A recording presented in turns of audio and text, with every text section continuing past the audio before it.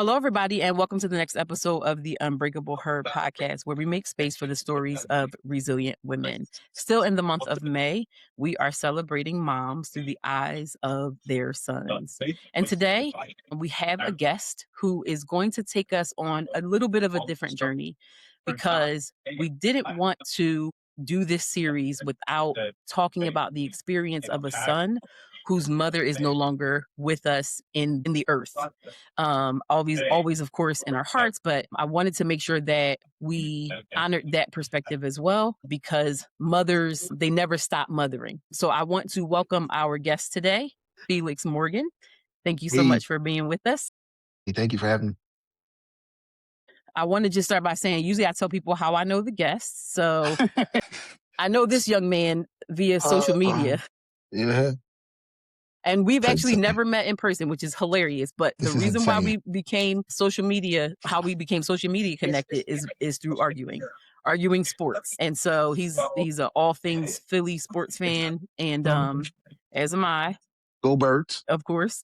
And so that's actually how we connected on social media, and it's been just all good Yeah, ever since. yeah, Ever since. yeah. I wanted to thank you again just for being here and being willing to have this conversation. And I want to start with, like, can you tell us just how you grew up? Like, if you have siblings, where are you in the lineup? And just from there, what was it like growing up with your mom? And as you start to talk about her, tell us your mom's name. So I am the oldest child. My mother's name was Cora Lee Williams, and she married my father. My father was Felix Morgan, and he named me Felix Morgan Jr. My father's birth date was October 22nd. My birth date was October 23rd. Oh, wow. So my mother became Cora Lee Morgan, and I am the oldest of three boys, myself, Bobby, and Aaron currently lives in Raleigh, Durham, North Carolina. And he is up here today celebrating my cousin Gabrielle's birthday, graduation. I was born in 78, October 23rd. And the interesting thing about my mother was a staunch church girl. She married somebody that she probably shouldn't have married. And they were the total polar opposites. And I am a church boy to the degree that my mother's water broke in church on October the 22nd. And so they rushed my mother out of the church while she was singing, and I was born a few hours the next day. Yeah, so I'm one of those kids that didn't really have a choice but to end up doing what I'm doing. That's awesome. Can you talk a little bit about what it was like? Just what was your relationship with your mom like when you were younger, and like how you grew up, and how did that evolve over time? So it was interesting because like I said, I'm 47 now and I don't know anything but church. You know, I kind of got a chance to experience some things, you know, post, you know, grown, but you know how you hear a lot of times preachers will say, if you were in the club, you wouldn't be tired. And I laugh because, I've never been in the club, right? And so I grew up in that type. I mean, we grew up staunch Church of God in Christ, Fifth and Diamond, New Bethel Church of God in Christ, Keystone jurisdiction. And I grew up. My mother had me and my brother Bobby. Bobby was 3 years behind me. We were the church babies that were at shut-in. I mean, we were actually at shut-in, right? And because my mother was, my parents had separated early, so she was seen as the single mother, the church of two boys. We were. She basically gave us to the church, Hmm. and so we were the we were the church babies, and everyone knew that my mother. She really loved God, and she really became what they were, because she was a missionary, and she became what they would call a young prayer warrior. And so I hear a lot of people talk about some of their experiences with mothers who were like not in church or who were in church and out of church. Like, I don't know that. My mother answered the phone when you called her. I believe God. Like, Hmm. literally from the time that I could remember, until she passed in 2024. She answered the phone the same way. I believe that. And so I don't know a lot of the story or a lot of the lived experiences of several of my contemporaries and peers. You know, I grew up in church to the point to where I was teased in school because we weren't allowed to listen to rock and roll, which we know as R&B and rap. We weren't allowed to listen to those things. So I got teased in school a lot because I didn't know any of the latest rap music or the latest R&B because we were strictly gospel, and Mhm. that was it. And I lived that life. Um, I lived that life until I was out of high school. So would you say that, was it hard for you? Like, being the church kid who is, like, always in church, mom is really committed, so you're not watching her live 2 lives. So No, you saw the example, but was it difficult for you as, like, a growing boy to be the church boy? Like, was there sort of this yearning for things outside of church, or were you comfortable in that upbringing? you know what? To be honest, you would think so, but no. Like I didn't know anything else. Like I didn't. Um, and I laugh when I say like I didn't know. I didn't know that saints cussed. Mhm. Yeah. I mean, it never. Like saints actually drink. Like, huh? I tried to, in the later years, I tried to get my mom to curse one time. My mom got really, really mad at me. And she said, I was like, go ahead, say it. She was like, oh, you sister. And she was so offended that she called me a bastard. And she called me within the hour and she apologized for cursing at me. That was the type of lifestyle that we lived. So Mhm. while we had a church full of young people, obviously there was always something different about me, my brothers. It never crossed my mind that I was missing out on Mm. stuff because Yeah. I was in church. I mean, we were in church. If my mother didn't bring me to church, we didn't come on the bus. The deacons drove me to church, so I'd be there at 6 o'clock in the morning, uh, turning the heat on, and we would be there from 6 o'clock until 2 o'clock. Sometimes Monday morning, with 4 services, and the only day that we had off on from church was Monday. Mhm. Tuesday was evangelistic night. Wednesday was prayer and Bible band. Thursday was choir rehearsal. Friday was deliverance service, and Saturday was youth rehearsal. So I didn't know that I was missing out on certain things. It never crossed my mind. All I knew was God. Yeah. Yeah. So would you say that when you think about sort of the things that your mother gave you, would you characterize like the gift of a relationship or an understanding of what a relationship with God should look like is among those gifts? My mother was very flawed, but my mom gave me God. And as you grow and you begin to learn people and you come into uh maturity, you are able to I was able to say a lot of things about my mom. But the one thing that I have always been grateful for is my mother gave me God. And there was no compromise. I didn't see other men. Mhm. Like, when my mother got divorced, she had been divorced for some time. My mother came to me and asked me, would I be offended if she started dating the Mhm. gentleman that she was into? She was kind of sneaking a little bit, but she asked me if it was okay. I don't know if I never saw men in and out in and out. Like Mhm. my mother, I remember my mother getting delivered from pants. That Mhm. was the type of upbringing Mhm. that she was raised up in. And so my mom had me when she was, I think, 18, 19 years old. So she and I pretty much grew up Grew up together. together. Yeah. Yeah, yeah. You said that your mom passed away in 2004, or 2024. 2024.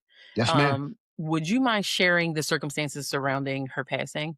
Oh, wow. Interestingly enough, I didn't even, I remarried in 24 and my wife and I just had a baby. And until you texted me, I had wiped out that this was Mother's Day weekend. I have, So my mother fell in love with my new intended.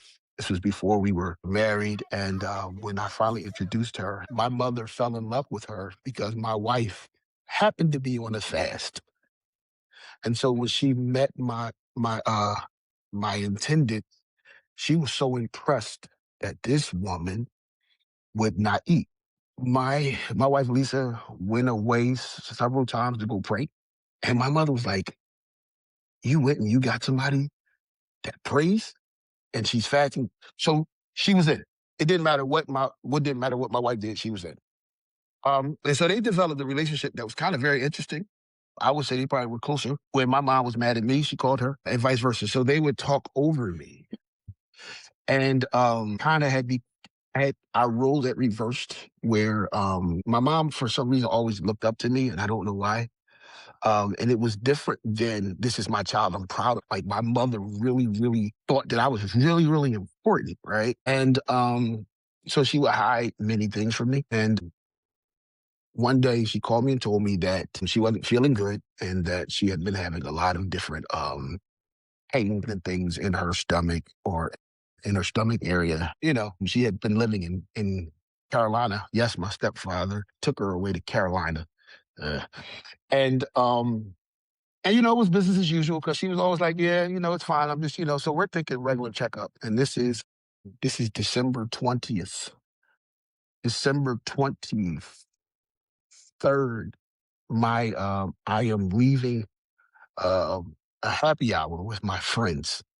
And on my way home, my brother calls me and he says, yo, you need to get here immediately. And I was like, get where? He was like, you need to get here immediately. And I said, okay, all right, I'm on my way. And I started looking for flights. I called my wife and I said, hey, just get the carry out bag. Let's go. And we couldn't find any flights. We got in our car and we drove um, from King of Prussia to Charlotte. And Mm, I probably did less than 90 miles an hour. So we got there in about 6.5 hours or so. mhm, I was flying. And when I got there, uh, they told me that they were checking my mother for cancer. And my mother had never been sick. My mother was very, very youthful looking. And so when I got there, cancer? Yeah, all right, whatever, cool, right? And she said, no. And she told me that she had been going to go get it checked out and she'd been having these pains and things for about a year, mm, to which she had never told me and she had never told anyone else. They gave us the news on December 24th, Christmas mm, Eve. And so to backtrack a little bit, my father was a fighter. My mother never was. And so that night when the doctor, my wife, myself, she had told everybody to leave the room because she didn't want them to get the information and she wanted me to cover that information, to protect the information from everybody. So it's just the three of us in the room. And she had started telling me what she wanted at her funeral and things. And I was funeral. Again, I had no idea what I was walking into. Um, my mother, who was never really, really celebrated the way that I would have, you know, in our earlier years, she had decided that she had wanted two funerals. So I'm sitting here like, wait, what? So yeah, the doctor came in. He said, we're looking at least stage three um, cancer, at least stage three. I forget which one it is. It's the one that begins with the P. I've kind of like wiped it out. mm. Pancreatic? Uh, pancreatic cancer. Mm, Um, thank you. And I'm hearing it, and I'm not hearing it. And I told you that my mother was not a fighter for a reason. I told you my mother and I grew up together. And so when the doctor mentioned cancer, I literally watched my mother take her blanket and put it over her head. And at that moment, I knew that she had given up. mm, And the good thing about pancreatic cancer is it is something that is typically camouflaged as something else. So oftentimes the doctors are treating something else, and it's not until it's stage three or four that they find out that it's pancreatic cancer. And so the best thing about that was she went really, really quick. mm. So we're talking the diagnosis December 24th, the confirmation of the diagnosis probably like the 27th, whatever that Monday was. And my mother transitioned March. Wow. Yeah, it was rough, but she didn't suffer long. Mhm. And so coming into having that experience, I can relate only in the sense of getting the news because my mom was diagnosed with breast cancer 10 years ago. And it's like an experience, like hearing it is an experience that you can't explain. And prepare for that. No. So as you're getting that news and you're sort of watching your mom, it sounds like she's communicating to you, like her response to this. What is happening for you? Like internally, what's going on? My mother passed March the 2nd. My mother died December 24th. Mhm. And I looked at my wife and I said, she just quit. And she was like, no. I was like, no. I was like, and um, before it was anybody else, it was me and her. It was me and her, right? And I had her for 3 years by myself. And if you listen to my youngest brother, he'll tell you that I was the favorite. And I would probably say that he was. We all had our different relationships. She was a great mom. But I watched, like, that day. I knew that was going to be the last time I saw her, and I fought really, really hard to get her to move up here because I knew that I would have been able to take a little bit better care than where she was. I watched my mother be a great wife to her husband, and she was very, very committed to serving him until she transitioned, and Mhm. she chose being a wife over living. And so as you're experiencing that, and I'm assuming here, but like having to think about arrangements and things like that, and you know that that kind of stuff is happening. Have Yeah. you did you, and if not, then have you given yourself permission to grieve her? No, um, that's unfair. And part of the reason it was unfair is because prior to that, so my wife's mother died January 1st, the year before. Mhm. We got engaged February 14th. We got married July the 22nd. My wedding was the happiest I had ever seen her. And I'm annoyed because I really believe she knew. And July 22nd, so my wife's mother died January 1st. We're getting married July 22nd. Started business September 1st.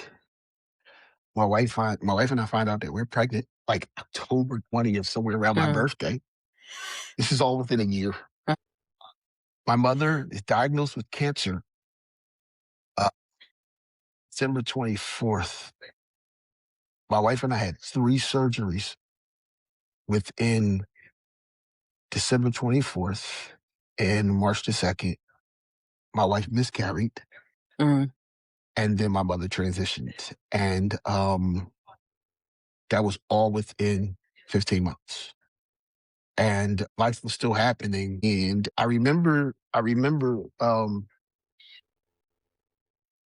trying to get down to, like, Spirit. I'm glad Spirit is closed. I remember trying to fly into Charlotte that day, and Spirit messed up so many things they couldn't get me on. And my brother was so angry with me. I was basically quarterbacking from here. I was the POA of all of the stuff, and I was quarterbacking from here. And my brother, who sometimes he's a knucklehead, but he took care of my mom. Like, he became the big brother. And knowing that how flawed my mother was, my mother would have a habit of saying one thing to one person, another thing to another person. And so she would say something to me and she'd say something to him, and then we'd be ready to punch each other in the forehead. And when I finally got there, I just kept looking. Of course, I'm there at least the day before. And I went down the day before after, I took my time after she had transitioned because I didn't want to, I could do everything from here. I remember just looking down at mom, and I'm just, wow, I just kept saying, like, she really died. Like, to me, like, it wasn't real. Uh, Mhm. and grieving, no, it changes you. It changes you drastically. I'm going to sound biased, but there really is no love like a mother and a son. and especially the first one, right? And to this day, it's still really difficult. Still, whenever I do something good, I pick up the phone and call my mom. Whenever something happens that pisses me off, I automatically like, yep. And then it's just like, wow, like mom is in here. And I don't think that I personally have not really had the opportunity because life just kept happening. And no, I never really had the opportunity to really sit there and sit in that. And so, um, I do hope, that collectively, like within everything that you have going on as a leader, as a husband, as a father of adult children and a little guy, right? Keep Like, going. yeah, Uh, all of that's going to be there, but I do hope that in your family context that collectively you'll have the opportunity to grieve because it's important to do that. Man of God, the Bible literally says it's a time and a season, right? Like there's a time to mourn and to grieve. And so and there's a gift yeah, about there's a gift to grieving, right? Like you're dealing with like the pain that that pain, it sits there and it lingers, and so all of that, it hurts, right? But there is a gift that you are given when you grieve. It's like, I'll say it like this. I heard somebody once say that grief is just love with nowhere to go, I, right? And so mhm. like that is a gift that you loved her so much and she loved you so much that it hurts that she's not here. Due to technical difficulties, we lost our guest's audio for the last about 10 to 12 minutes of the episode. That said, we had already captured most of the episode, so I didn't want to scrap it. But scheduling conflicts and time constraints prevented us from being able to reshoot the end of the episode. So I am going to summarize the last couple of questions and the end of the conversation, just so that you get a sense of what our guest shared. So we just came away from me talking about about grief being a gift. Our guest was sharing the fact that it's been difficult for him to find the time and the space to grieve the loss of his mother, just because everything in his life requires his attention, and he hasn't been able to make that space specifically to grieve. And so I talked about the fact that it's helpful to seek counseling and, in conjunction with family, to figure out ways to grieve, because we don't get to determine like how grief will sit on us. It's just a matter of walking through it daily and figuring out how to navigate it. And then I asked two final questions. The first was, can he give me a characteristic that he would want his daughters to have, a characteristic of his mother that he wants his daughters to have? And he very quickly answered prayer. He reiterated that she was a woman of faith and prayer, and that he said she would answer the phone, um, I believe God.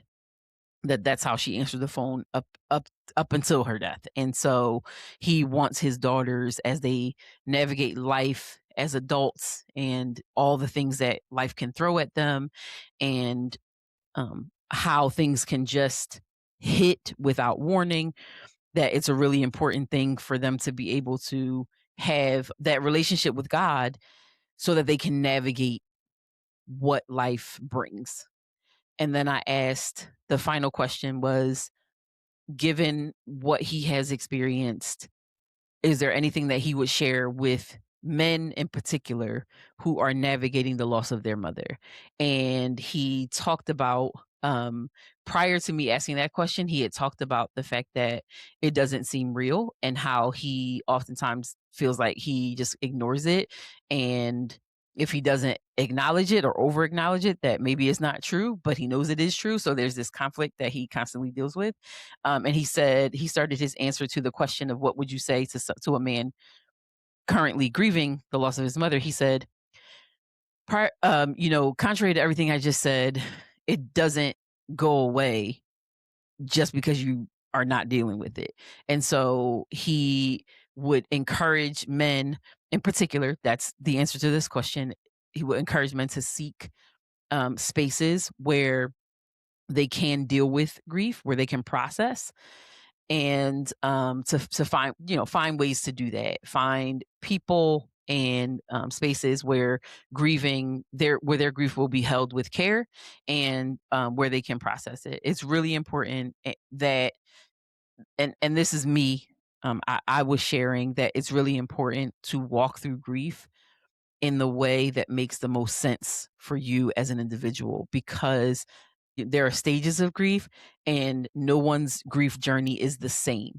And so it's important to acknowledge it and to be intentional about trying to make your way through it so that you can come out on the other side of it with lessons, with gratitude, and holding fast the memories that make or that made that relationship so special. So that was what we talked about, and I felt like it was a really great way to pay tribute to the woman that his mother was to him. He made it a point to talk about the fact that she wasn't perfect, that their relationship wasn't perfect, but that she loved him, and that the most important thing that she gave him was God. So I do apologize for the technical difficulties, but I do want to thank you for listening to the episode. Please do continue to engage with it, share your thoughts. And until next time, stay unbreakable.